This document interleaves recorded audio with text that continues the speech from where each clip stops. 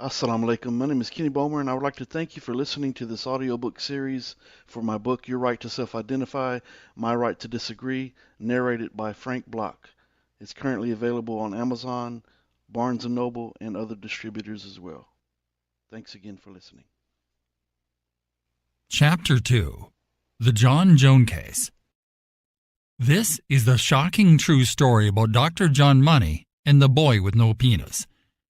The boy's original name was Bruce. Then it was Brenda. But he would eventually come to be known as David Reimer. This is his tragic story. It is a story that most supporters of the transgender movement have never heard. It is a type of story that transgender activists attempt to suppress. There is an old idiom that says, "There is no such thing as bad publicity." But that isn't always true. Publicizing stories like this one could damage the agenda of trans influencers and force people in the transgender community to face hard truths. Hard truths about themselves as individuals and about their ideologies as a community. Ideologies they have adopted from this very story while not realizing it. Those who do know the story won't admit it, and trans activists use politics in an effort to silence those willing to tell stories like it. They prefer to brush it aside as if it doesn't matter. However, it does matter, and you will soon see why. In the 1970s, Dr. John Money was a very prominent psychologist and sexologist who became the leading pioneer of gender theories. He was a man with radical ideas about what makes human beings male or female. Their theories had gained him great notoriety and then great condemnation. However, those theories have again resurfaced and are currently being promoted and taught in grade schools and universities all over the world. Dr. Money received his Ph.D. from Harvard University in 1952 and then became a professor of medical psychology and pediatrics at Johns Hopkins University, where he was heavily involved with the Sexual Behaviors Unit and their studies on sex reassignment surgery. Dr. Money coined the words gender role, gender identity, and sexual orientation, along with many other odd combinations of words that were his own brand of labeling. He emphasized that one's gender role, traits associated with one's public presentation of gender, had to be learned. Professor Terry Goldie of York University published a book in which he labeled Dr. Money as the man who invented gender. In hindsight, anyone who endorses gender theory ideology is endorsing the flawed, controversial, and often contradictory ideas of Dr. Money, whether they realize it or not. In fact, the vast majority of people who support the transgender movement have no clue where these ideas came from. They have simply been swept up in the social contagion and have eagerly embraced gender ideologies because it has become popular to do so. Speaking against them makes one a target. Dr. John Money went from being a respected member of the medical community to being a man centered around controversy. While many of his colleagues shunned him because of his perverted and degenerate views, he had a close circle that worked with him to push those views on the masses. He believed pedophilia to be a normal aspect of human sexuality, and he described it in two forms: sadistic and affectionate. He believed a sexual relationship between an adult and a child who genuinely love each other should be accepted. He was quoted in a Dutch pro-pedophilia publication as saying, "If I were to see the case of a boy aged 10 or 11 who is intensely erotically attracted toward a man in his 20s or 30s, if the relationship is totally mutual and the bonding is genuinely totally mutual, then I would not call it pathological in any way." Dr. John Money. Branding him the Duke of Dysfunction, an article in Salon magazine described Dr. Money as being unambivalently supportive of pedophilia, a trailblazing scientist and sexual libertarian whose work was filled with both contradictions and insight. In 1965, twin brothers Bruce, later known as Brenda and then David, and Brian Reimer were born. Both were healthy, other than being affected by a condition called phimosis. It is a condition in which the foreskin can't be pulled back over the head of the penis in people who are not circumcised. It is a typically normal condition that often goes away over time. However, for both Bruce and Brian, it was decided that the best option would be to treat the phimosis with circumcision. But a horrible accident occurred during Bruce's procedure, and his penis was completely burned off during the usually routine surgery. The doctor performing the procedure used a highly controversial technique called diathermy instead of a scalpel. The concern with that form of circumcision is that the technique has the potential to inflict great harm on the patient due to heat generated by an electrical current produced during surgery. Bruce's parents were traumatized by the accident, and after months of grief and uncertainty about how to cope with his condition, they finally found what they thought would be the perfect solution. Bruce's mother was watching television one evening when she had seen a commercial about a doctor and his new sex reassignment clinic. He was none other than Dr. John Money, the self-described missionary of sex, who would later be known as the father of gender theory. He was a controversial psychologist, sexologist, and author who believed biology has nothing to do with a person being male or female. He believed in nurture over nature, and he theorized that any person could be male or female based on how they were taught to think. He believed people are products of their environment, and that any person could change to either sex, provided it be done before the age of 2 years old. The age he believed a child would be too young to remember. Feeling like he was the answer to their prayers, Bruce's parents took him to Johns Hopkins University in Baltimore, Maryland, to consult with Dr. Money. The feeling was mutual. Bruce's condition was a perfect opportunity for Dr. Money to prove the legitimacy of his theory that gender is a product of one's environment and culture. Dr. Money felt he found the perfect patient to experiment on because he had a twin brother. Identical or monozygotic twins share 96% of the exact DNA. They have similar moods, intelligence, and other characteristics that are common to both. However, there are no documented studies that prove a person is born believing they are a gender opposite their anatomy. The study of twins proves Dr. Money's theory about brainwashing Bruce to think he was a female was flawed from the very beginning. Bruce was born a male, and his brain was not in conflict with his anatomy. If transgenderism was an issue of the brain, twins would both suffer from gender dysphoria 100% of the time, or they would not 100% of the time. Studies conducted by the American College of Pediatrics demonstrate that 72% of the time in which one twin claims to be transgender, the other twin does not. According to Dr. Michelle Cretella, Executive Director of the American College of Pediatrics, twin studies prove no one is born trapped in the body of the wrong sex. Some brain studies have suggested that some are born with a transgendered brain, but these studies are seriously flawed and prove no such thing. Even though people have been led to accept gender ideologies from decades ago as a result of social conditioning in current times, Dr. Money's theory that a person could be brainwashed to believe they are sex opposite their anatomy had many holes in it. But at the time, he felt he found the perfect opportunity with twins Bruce and Brian Reimer. One twin to be raised as a boy, while the other would be raised as a girl. Excited about the unique opportunity, he called a meeting with parents Janet and Ron Reimer and recommended that Bruce undergo sex reassignment surgery. They were initially reluctant, but they were also desperate and felt it was their only option, so they eventually agreed. In 2004, the New York Times published a story about this saying the following: "His sexual reassignment was reported widely as a success and proof that children are not by nature feminine or masculine, but through nature are socialized to become girls or boys. David's identical brother Brian offered researchers a matched control subject." The New York Times. During surgery, Bruce's testicles were removed, and a rudimentary attempt was made to transform his genitalia to look like a vagina. The attempt was not successful. but the damage was already done.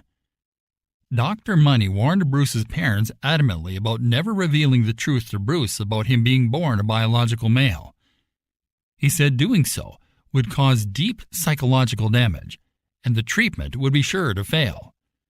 Bruce's parents had his name changed to Brenda, and they began the process of raising him as a female. But it was no easy task. His character traits were much more masculine than feminine. His mother made him dresses, bought him dolls, and encouraged him to help her bake cookies and do things that are seen as stereotypically feminine. But he was far from that. In a documentary about his life, she described him as being a pretty little girl for a time.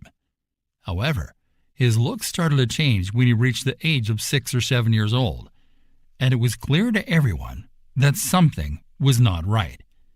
He looked like a boy, and he wanted to do things that boys do. Bruce's parents were worried and dismayed. They could not understand why Dr. Money's claim that a person could be raised as either male or female despite their biological sex was not working. Dr. Money was highly confident about his nurture over nature theory, but no matter how hard they tried, Bruce's male traits were coming out as nature intended. Children in school constantly made fun of him. They called him names like It, Thing, and Caveman, among others. Raising Bruce as a girl was simply not working. Dr. Money eventually suggested that both Bruce, living as Brenda, and his brother Brian be brought in to see him for routine counseling sessions. He wanted to deal directly with Bruce's issues during his ongoing experiment. The sessions were well documented by Dr. Money, but some of the files and videos of his interactions with the two boys were eventually hidden away in archives at the Kinsey Institute for Sex, Gender, and Reproduction at Indiana University. The following is an excerpt from one of the sessions that Dr. Money did publish. At the time of this interaction with the twins, his theory seemed to be working. Dr. Money: tell me which one of you is the boss. Brenda: Brian is the boss because he's the boy. Dr. Money: Brian, are you the boss? Brian: I don't know. Dr. Money: when the boys start a fight, do you fight back or do you run away? Brian: I fight back. Dr. Money: I guess Brenda fights back too sometimes, don't you, Brenda? Brenda: no, 'cause I'm a girl. Dr. Money: oh, you're a girl. Brenda: I'm not a boy. Girls don't fight back, do they? Brian: girls can't hit very hard, but boys can. Writing about this session in his memoirs, Dr. Money made the following notation: her behavior as a little girl is in remarkable contrast to the little boy behavior of her identical twin brother.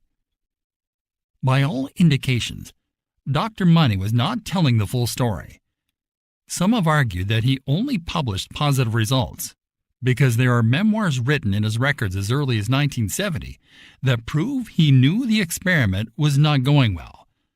That caused him to take a more direct approach during his sessions with Bruce, aka Brenda. He tried to make him accept the female gender by focusing on the differences between male and female genitalia. His questioning and conversation grew increasingly intimate, as noted in the following exchanges. Dr. Money: I've got a good question for you. How do you tell the difference between a boy and a girl? Brenda: well, a girl has long hair and a boy has short hair. Dr. Money: what if I have short hair and you have short hair? Brenda: well, I have a dress and you have pants. Dr. Money: yes, that could be a way, but there is another way. Brenda: what? Dr. Money: take their clothes off. What about a baby when it has no clothes on? How can you tell when it's a boy and a girl? Brenda: I don't know. Dr. Money: well, I will help you. Have a look down here between the legs, right? How is a boy and how is a girl down there? What's the difference? Brenda: flat. Dr. Money: a boy has a penis like a little sausage. What does a girl have? Brenda. I don't know. Dr. Money. She has it flat. A boy doesn't have that. They're both different. They're both different. During an interview as an adult, David Reimer, Brenda, said he was very disturbed by the questioning. It was very explicit and sexual. But Dr. Money supporters argued that focusing on genitalia was a scientifically correct procedure at the time. One of his students, Professor Richard Green of Charing Cross Hospital, once said in an interview, "It is a very important issue with children to know if they are boys or girls, or male or female, by the appearance of their genitalia. This is the insignia, if you will, that distinguishes boys from girls, and is commonly used clinically. Certainly I do as well." That statement and the tactics Dr. Money was attempting to use with Bruce were in direct conflict with his claim that a person could be trained to be either male or female through nurturing during their upbringing. His theory was failing to produce the results he wanted. So he went back to the age-old common-sense method of appealing to one's genitals in order to decipher if the person is male or female. This calls to mind the question about what his actual intention was. He was obviously gaining notoriety for his claims, and with fame comes fortune. Was he seeking fame, or did he actually believe his own theory? If so, then why would he attempt to convince Bruce that he was a girl by pointing out that he did not have a penis? Wouldn't that same understanding apply to any female who does not have a penis? Of course. And modern-day trans activists should see this as a sure sign that biology is what determines a person's sex, not feelings, and certainly not the way someone is nurtured. The natural design of our Creator, blessed and exalted is He, is what determines a person's sex, and that happens upon conception. Can white parents raise a child to be black? No. So how could it be possible for someone to raise a male to be a female? It isn't. Dr. Money's aggravation with Bruce was intensifying, and his so-called treatment became increasingly bizarre and aggressive. He started showing the twins photos of naked adults and would ask them which of the people in the photos they were attracted to. His hope was that Brenda would be attracted to the males, but Brenda was a male who was unquestionably attracted to females. Dr. Money also had the boys remove their own clothing so they could see one another's genitals in order to acknowledge the differences. He photographed them and had them simulate sex acts on one another. He coaxed them into a variety of sexual positions with Bruce, aka Brenda, playing the role of the female. This is the same man who said he did not deem pedophilia to be wrong if the attraction between a young boy and an adult was mutual. The following is another excerpt from a counseling session. Dr. Money: That reminds me of something else I want to tell you about. You know, the way you are made is not exactly the same as other girls. Well, I have a message for you about that. Here at the hospital, we can fix it up and make you look like it's supposed to. Fix it up so that when you sit down to pee, it will go straight down the bowl instead of splashing. How old will you be when you're ready for that? Brenda: I don't know. Dr. Money: Okay. Maybe by the time you are 8 years old, we can let the doctor in the white coat look down there. He's the one who would do the operation to fix it up. Last year, a man had a look down there. Maybe next year you will be okay to let the doctor have a look down there. Brenda: I don't want to fix it up. Dr. Money: You don't have to if you don't want to. When would be a good age for the operation? Brenda: 13. Dr. Money: 13? We'll see about that. Might be a bit late. Dr. Money made Bruce, aka Brenda, look at pornographic photos from a book titled Two Births by Janet Brown, 1972, depicting women in various stages of childbirth. His objective was to point out how different Brenda's genitalia looked as compared to the woman in the photos, in order to entice Brenda to have another surgery to better construct a vagina. He believed trying again with a more advanced technology would make the artificial anatomy look more realistic. He felt that would be the solution to totally convince the helpless little boy that he was a girl once and for all. Dr. Money described his sessions with the two boys as healthy sex exploration, as any pedophile would. As children, the boys had no choice but to comply. They were in fear. But when speaking about the sessions as adults, both Bruce, later known as David, and Brian made it clear that they detested those meetings. They felt they had to comply with Dr. Money's demands or face possible physical harm. The following is based on accounts given by David and Brian. Dr. Money: I want to make you understand what I am getting at. Now, take your clothes off. Brenda: No! Dr. Money: Move! Come now! Take your clothes off now! Now what's the difference? Look down there. What does Brian have? A penis. And what do you have? Brenda: Flat. It's flat. Dr. Money: That's right. That's how you know you are a girl. Stay there. I'm going to take a couple of photographs.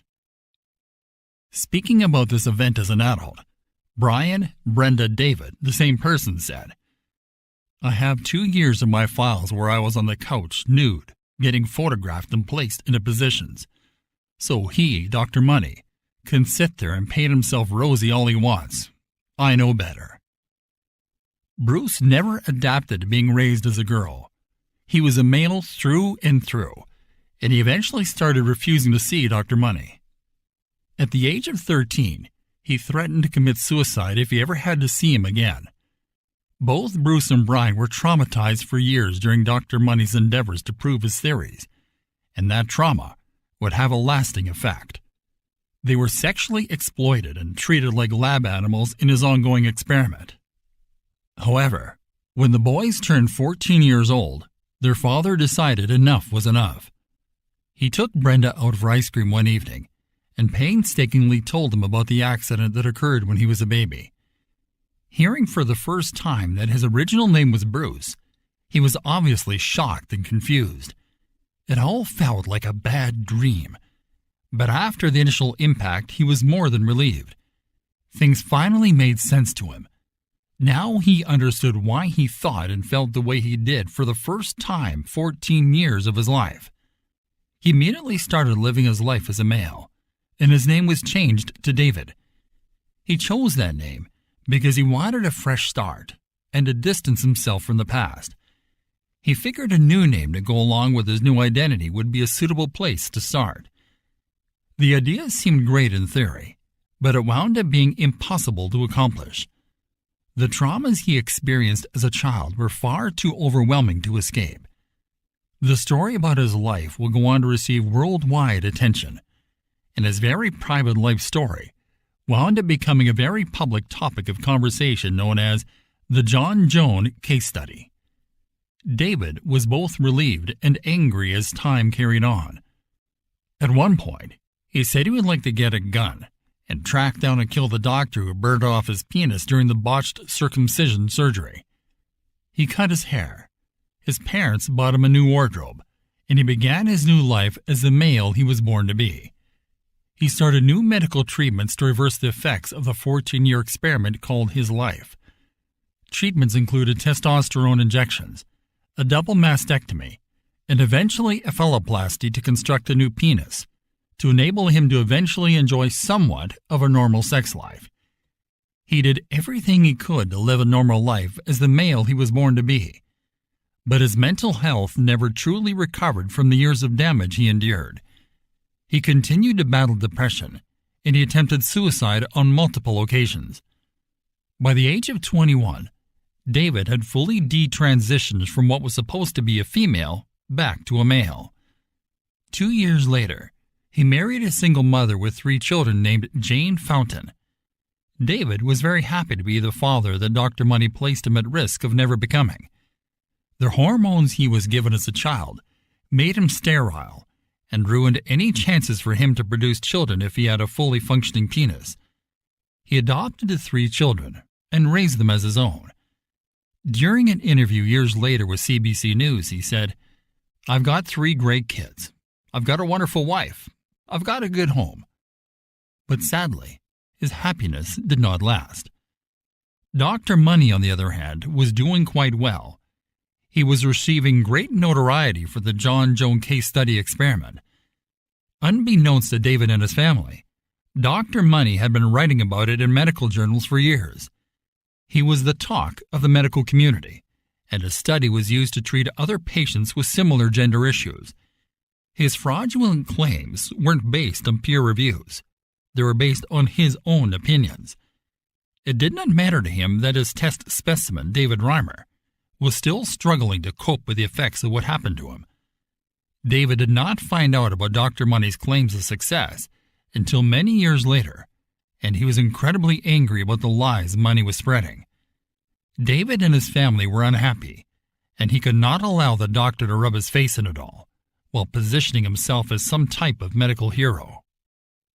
Desperate to expose Dr. Money for his fraudulent claims, and in hopes of preventing other people from living through what he had, David contacted his brother Brian asking for his help to expose Dr. Money. The two brothers began writing anonymous letters to various newspapers before reluctantly revealing their identities. David made numerous guest appearances on various news broadcasts and even the Oprah Winfrey Show with the hopes of exposing Dr. Money. It was a daunting task, because many in the medical establishment had already embraced Money's conclusions due to his misleading claims of success in medical journals, and a book in which he described the behavior of Brenda as so normally that of an active little girl, and so clearly different by contrast from the boyish ways of her twin brother. Even Time magazine published an article saying the experiment has apparently succeeded. However, not all medical professionals were convinced. One person in particular received international notoriety for what he described as a simple search for evidence.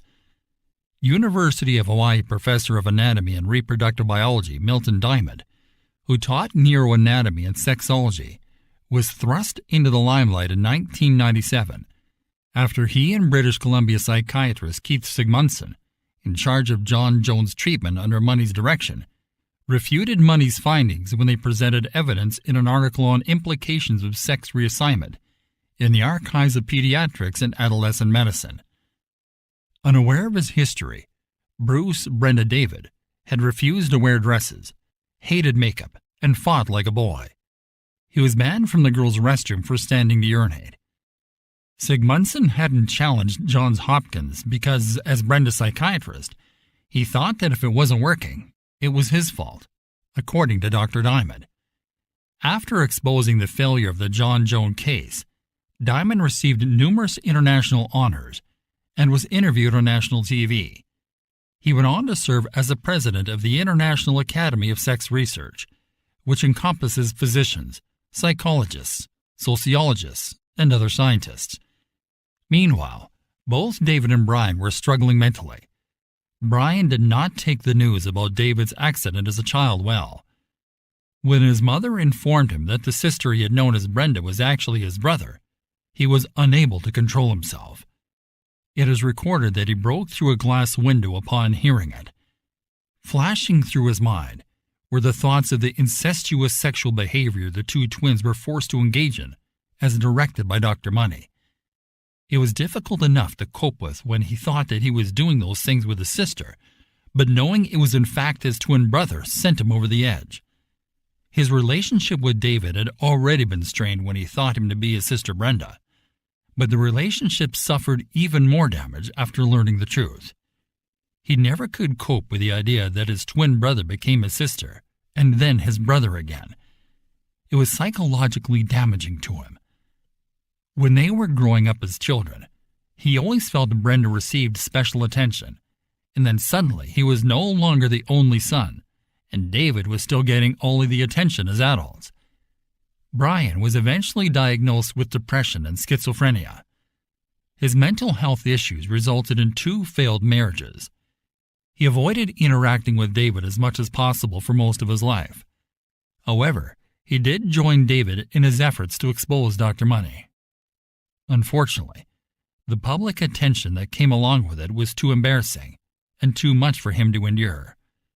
In 2002, he died of an overdose of antidepressants. It was believed to have been a suicide. David felt responsible for Brian's death, and it started him on his own downward spiral. He was struggling on many levels. He never completed school due to his troubles as a child, so he was uneducated and survived by working various mediocre jobs.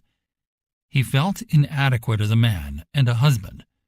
He eventually sold the movie rights to his story, and then took the money and invested it with a man he thought he could trust. However, that man absconded with the money and left David and his family broke.